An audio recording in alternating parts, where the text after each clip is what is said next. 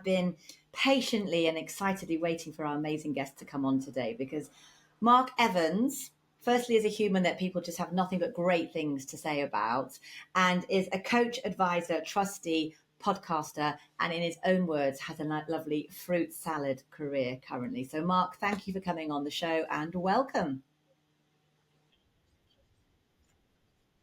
Oh, My my absolute pleasure, joy. Sally. Lovely to be So here. I Thank you always for like to inviting start me. these conversations, Mark, by just asking you to share a little bit of context about your fruit salad, as you call it, your career now, but also how you got to where you are today, just so people understand the context, please. Yeah, sure. Happy to try and briefly pull that together. So I wasn't really intended to be in marketing. I was intended to be in banking, but I was made redundant from the very first job I had before I'd even started. Early lesson in redundancy is a thing. I went to Mars, the company, not the planet, for 10 years. Classic marketing schooling, 118, 118 in its pomp. The organisation was as crazy as the advertising. The antithesis of that, 2 years at HSBC. All the while, these are marketing, commercial type roles. And then I did 10, nearly 11 years at Direct Line Group. So I joined the exec there, went in through an IPO process, digital transformation, marketing transformation, agile, COVID, and really had so two golden decades. That would be my second golden decade. But I'd always harbored the idea to go and do something maybe a bit more purposeful, a bit more free, a bit more eclectic, have more fun, more learning, more impact. So just under 3 years ago now, I moved into what some might call portfolio. I think that's a bit of a status-laden term. And I once heard Karen Blackett talk about the case for DEI was, well, like it's No. obvious, isn't it? It's like a fruit salad. It's just better for the mix. And so, yeah, I have a fruit salad of things. You've caught some of it. So, yes, coaching, mainly marketers, advising, mentoring, podcast, about to be a published author, NED but not listed, trustee for a couple of things. And really, I suppose I'm a bit of a magpie, but a very, very eclectic mix of things, but all trying to be helpful and help more people Amazing. and I'll more definitely take businesses the to word be trying out more of that last successful. sentence. I think you are absolutely being more helpful and having a great impact. Mark, I'm always fascinated when I start these conversations, especially when you've had such a rich and diverse career. How do you, simply and in very human terms, describe the term high stakes? What does it mean to you? Well, I gave you a slightly shiny version of my career path. Retrospectively, it always looks perfect. The less shiny version is been made redundant 4 times, in fact. I'm the most loyal person I have ever met because I never got to resign, except at the very end, when I sort of hung up my boots on exec life. So, yeah, I think I've lived through a few high stakes moments. So for me, they're Yes. career defining moments. If we're talking about work, career defining moments, and has left me with a bit of a go hard or go home approach because I know I'll land on my feet or I'll land jam side up. So high stakes is really about going for it, being ambitious, really shooting for the moon, make or break, go hard, go home. Because I suppose if you take a step back and put work in the context of life, you only get one shot, so may as well max out. Lovely. I So love that's that my because it's so broad interesting with that definition. phrase that quite a few people go to the negative around high stakes.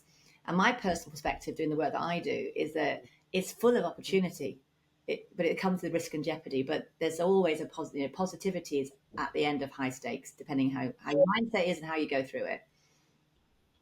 Yeah, yeah, there's probably an undercurrent, which is my mindset. My global view is I'm a pathological optimist. I think you can have your cake in life and eat it. You can be more fulfilled and more successful simultaneously. There's some work to do to get there, and it's more than a moment of work.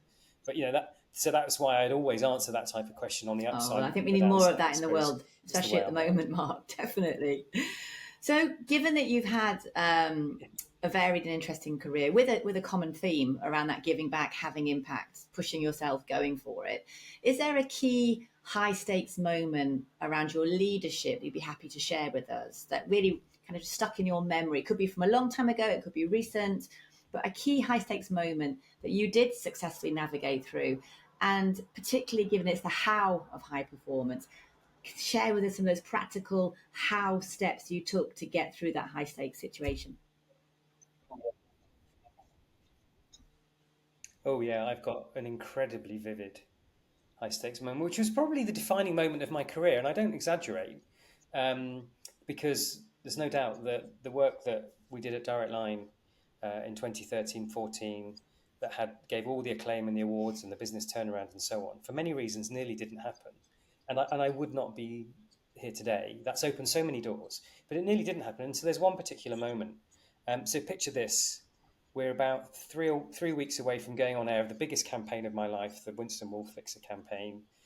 Well researched, well put together, very sound logic, but risky, for sure. In the rearview mirror, of course, there was no risk, but there was definitely risk. So we're 3 weeks out, and as an exec, we're actually at the agency for a Uh-huh. meeting around culture. Nothing to do with the Okay. campaign. That's already in the can. We've bought the media. We spent millions. And the CEO says, "Can we go for a walk at lunchtime? I just want to have a chat." And it's very, very unlike Paul. Paul has spoken about this, so it's all public domain. Um, can we go for a walk at lunchtime? And he seems a Mm-hmm. bit weird because he's not a kind of let's go for a walk type guy. And anyway, we go for a walk and we go around the block at the agency and we get to the front and we haven't really talked about anything at all. And I said, "Paul, is everything okay?" And he said, "Well, it's just the campaign. Just not sure." And it starts quite softly. Yeah, I mean, he's Winston. Harvey Keitel's quite old, isn't he? And yeah, he's 75, but Hollywood 75. Yeah, and he's a celebrity. We'd had our challenges with celebrities for sure. All sorts of disgrace around some of the celebrities we'd had. Okay, fine, fine. And it's quite risky having a gangster as a representative of your intent as an insurer, and so on and so forth. And then it got a bit harder. And he said, so if there's any reason that we don't end up doing it, that's okay. That's okay. If we need to go back to the drawing board, I'll back you. If we need to go to the board and write the money off and start again, in Wow. fact, if we end up not Wow. doing it, I'll respect you even more than I do today. So he really, really doesn't like it. Now, subsequently, he said it was one of his best decisions to kind of let's get on with it, back out, and let it be, because otherwise. But here's the high impact, the high risk moment.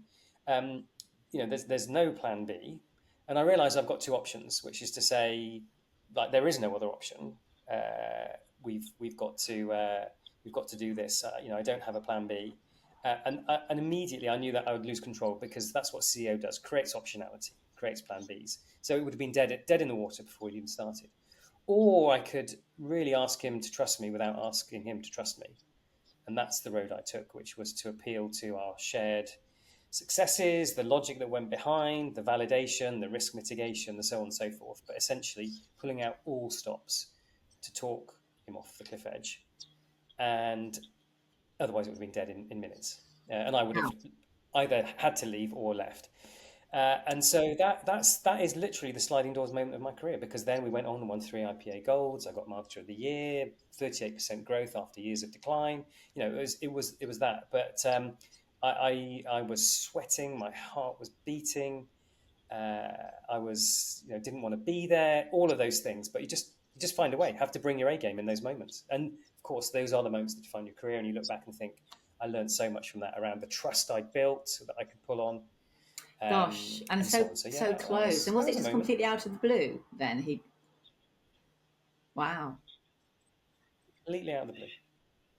We've been to research groups and so on, um, and in the end, as a result of that conversation, some good things happened in terms of we doubled down on some of the risk mitigation and the rigor and robustness and so on. So, And just going a bit more into the yeah, granular of the definitely sliding doors. how, because I'm fascinated if you can unpack it for us a little bit more.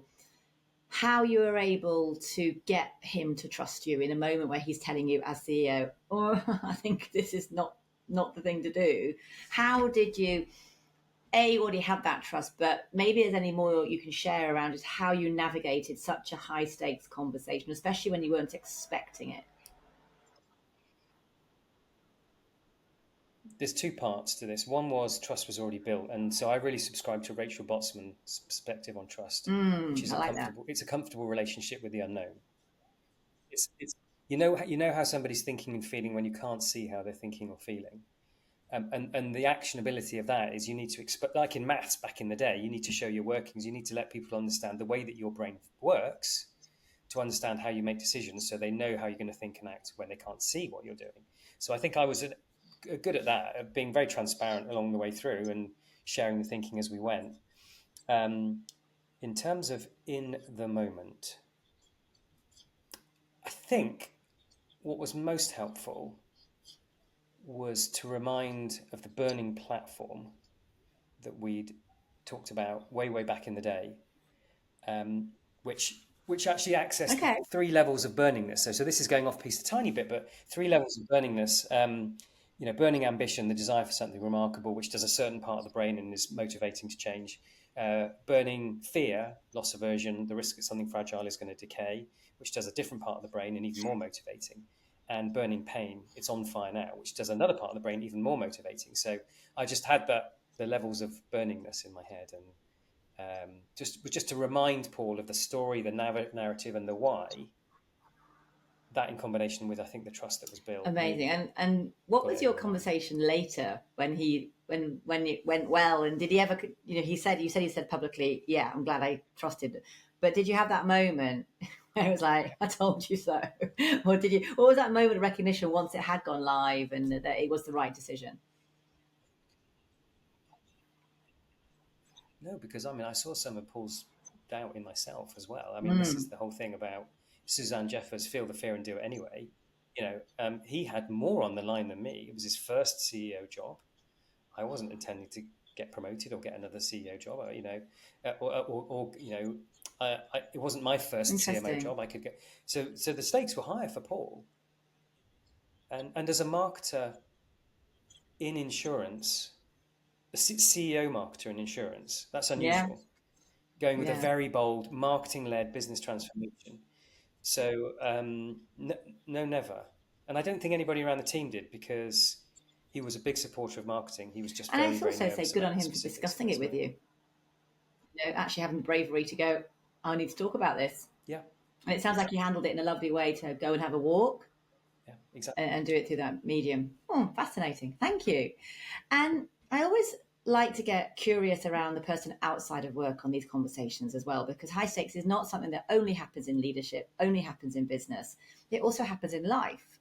So, on that vein, would you have a high stakes life moment, Mark, Yeah. you'd be happy to share with us? And again, drilling down into the practical steps of how you navigated through that situation. Yeah, for sure. So the lead into this one was on the night of my graduation. We were out for a curry in Nottingham City Centre, and my best mate's dad, Pete Elsom, said a few words out of the blue, which became defining of my worldview, and I've already touched on it a bit. He said this. He said, "As I look before you, I'm jealous, and the reason I'm jealous is because from this position you can achieve almost anything in the world. But at the same time, I pity you. And the reason I pity you is because for 20 years you'll go in search of success. And then after 20 years, when maybe your best years are done, you'll realize it's not about success. Mm, It's about significance. The really smart people, the really smart people figure out how to achieve success and significance simultaneously." And I mean, it hit us all hard in a good way. And maybe Pete was just talking about purpose about 15, 20 years ahead of time. I don't know. But in any event, that was always in my head. It still is, rings very loud in my head. And so fast forward to 2014, and I had my big idea of how to do this. I'd always tried to do it in the run of things, but a big idea of how I could achieve success and significance simultaneously, which was to break the marathon world record. And you've met me. To look at me, that's not going to be really possible. In fact, I've run many half marathons, but I keep getting injured when I train for the marathon and kind of given up. Anyway, how to break the world marathon record. So I had this idea, which was to hack the marathon, have many people running a small component part, and this gave birth to the thought of the sprintathon. Uh, and I conceived of this, but I wasn't sure, because this is like get 400 people onto an event and you've got no idea how it will work. It's not proven. It requires a lot of logistics. It's pretty sweaty stuff. But I knew that it would be the epitome of achieving success and significance, to raise money, love that. break world marathon records, to raise money to beat cancer faster. So the seed of the idea was there, but do I, don't I? And that do I, don't I went on for about a year, because I was quite busy at work. All Wow. that stuff, all the stuff I've just described was going on in the background as well. Do I really want to do this? But it's, I know it's going to sort of wipe me out of family life for a period of time. And what if it doesn't work? And what if it doesn't raise any money? And so on and so forth. And so it was. And then of course I did go ahead in my hometown in 2016. It was a modest success, raised 25 grand. My wife said, "You're never doing that again," because it was pretty sweaty. My daughter said, "Is that it?" Yeah, Oh, because I'd idly promised her it would oh, raise £1 million, and she'd remembered and held me to it. So anyway, obviously, I kept going, and amazing. took 10 years, but raised £1 million. And now I used to maybe be the direct line guy, and to many I'm now the sprintathon guy. So again, this is what the upside out of small acorns and so on. Again, a sliding doors moment where I could have easily just said, "No, that's too hard." When I got to print out sort of logistics sheets until 5 o'clock in the morning to make it all happen, and uncertainty and ambiguity and so on. But again, why not go for it? See what is the worst that can happen? Went for It's it. incredible. Rest So is history. congratulations. I hear so Still many going. great things about it. The impact it's had, but also the experience you've created for the people who take part. I think it's absolutely Mm. the 1 and 1 equals 3 and then some formula, what you've done. It is an absolute privilege to have my name against that thing, and it's such a fun day. But when you get people who are cancer survivors, there's so many layers of significance, and there's a nice little reprise which is in that first 2016. Pete's there. Yeah, Matt's obviously there with his family, running a lap. His dad's there to see him do it, and I'm like head up my arse, busy organising the day. But my wife wanders over to Pete and said, "You must be really proud." And Oh, he said, "Well, wow. why?" She said, "Well, all of this." He said, "I've got no idea what you're talking about. I've got no idea what you're talking about." She said, don't you get it? This is Mark's success and significance. Don't you remember that speech in Nottingham City Centre 21 years ago?" And he kind of had not forgotten the speech, but he'd never realised the The significance of irony. its We're giving it impact about on all of significance. us. And what was interesting, yeah, but he'd, the speech had come from regret because he believed Amazing. he'd not done enough early enough. Um, and it shows the power that we all have in terms of high impact, the power that we all have in those words, in those moments that we sort of casually disregard or forget, that haunt in a positive or negative way Who those knew, people right, that have out of heard them Acorns, but who forever. knew that comment, that from the, and I think what I'm hearing here is that he really spoke from the heart, and he was really raw and very honest, Mm. which I think that would have Yeah, helped those words absolutely, to connect. absolutely. You know. So, if we were Mm. looking then at combining the lens of life and leadership and navigating high stakes, and given all the richness, the success and significance you have achieved across those different areas, what would you say would you summarize as your key lessons? And particularly if we're talking to fellow execs, Mark, people who are seasoned, are successful, no doubt are really searching for their significance as well, or have achieved it. What key lessons would you share with that real focus on the how to navigate through high stakes successfully? Yeah, I'm very conscious I've done almost nothing about the actual how, because and that the culmination of that is because I would say, Mm, for me it's all about instinct. And I'm not saying for a moment that it's been perfect, because I've been made redundant 4 times, but I think I've made good decisions based on instinct. And both in the case of the Sprintathon, and particularly in the case of the advertising campaign, if the hairs on the back of my neck are standing up and I'm feeling something, then I'm just tuned into that, and it's meant to be. And like linking back to what I said, go hard or go home. You only get one shot, and that's probably because literally I was made wow. redundant before I'd even started my first job. So, but then having landed jam side up to something better, Mars was better than the banking job I had. And as I left Mars, I went to, and again, like, "Ugh!"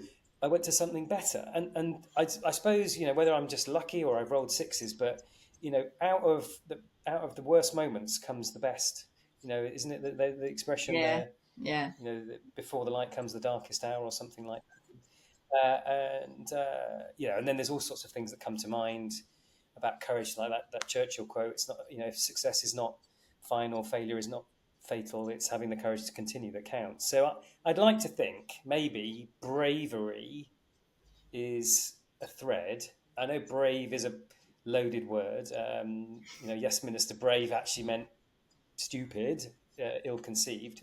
But yeah, and hopefully, therefore, in the coaching and advising and mentoring I do, I'm doing courage, ambition, and bravery in the people I'm around, because I'm hearing the thread through all of what you're kindly sharing, which is what you've mentioned already at the beginning of our talk, which is our conversation, which is around mindset.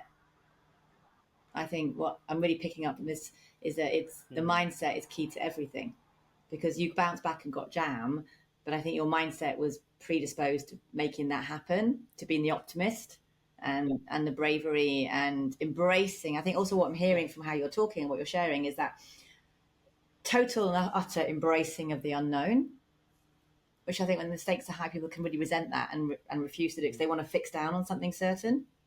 Whereas you're modeling and have had great success from doing the opposite. Yeah, I think it's always been there. There's a lot of neurodiversity in the family. I'm not diagnosed with anything at all, but wouldn't be surprised. Daughter is, yeah. So I think I've always sort of slightly fitted uncomfortably with convention, and in the corporate world, I honestly never really felt entirely at home at the exec table in terms of it was sort of my space, my zone. And at work, I was always a little bit more interested in the periphery than the core. And always had lots of side hustles, sort of made it. And then in the end, the fruit salad is a ... from side hustles. So I think it is, wanting to live a life a little less ordinary. I mean, I'm a pretty conventional guy, but just in terms of, going for it and living life to the fullest. I don't know where it comes from. I'm probably quite different to a lot of my family in that regard. Well, who in knows? terms of bringing this conversation to a lovely kind of mic drop moment, so no pressure. But if I was to say to you, from all of this experience you've had, the mindset, the success and significance, and picking yourself up from multiple redundancies, putting your neck on that line to believe in what you and your team felt was the right direction and being proved to be correct, talking a CEO off a cliff, down to safe ground, all that great stuff. If there was if I just came on this call and I said, Mark, just give me one piece of practical advice that especially fellow executive leaders can take into their arsenal that will help navigate high stakes through leadership at work, what would that one piece of advice be, please, from all of your fruit salad of knowledge?